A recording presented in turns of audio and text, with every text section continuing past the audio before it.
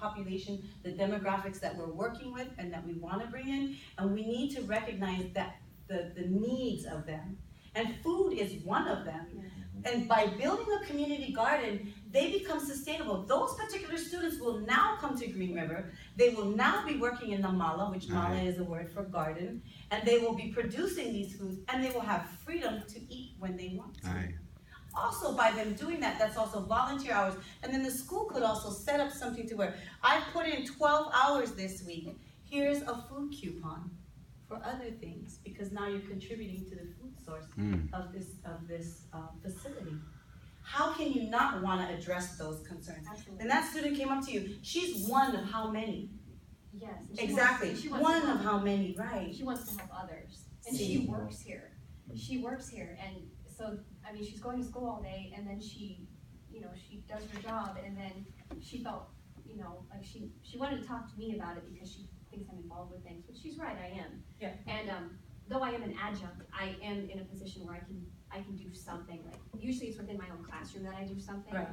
So that's what I'm starting to think about now. Like, what can I do within my own classroom to reach out in that way for hunger, and not just like November and December, because to me that seems to be like this pivotal time when we do food collection around places. But there are people who are starving. Throughout the entire semester. And all through the year. Yeah. Summer months, spring months, all the time. Exactly. And when we have this ability to have such a large space, and like I told you, the first thing that I saw when I came here was like, oh, what are you doing with all that land? I could make a big community garden with that. We could make a big community garden with that. And then you're allowing your students to learn hands-on activities. Everybody's gonna grow from it, and then you're gonna give a solid food source from it. Yes. How can you not wanna produce something like that that's gonna be so beneficial for everybody? What would it take? What's the minimal initial investment it would take to provide some people to be able to start that?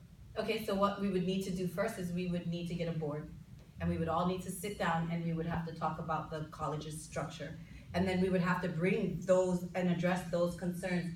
So we would have to write down, so the first step is sitting down together and collecting a group of people who are on that same mindset that want to start making a difference in the college and start making these positive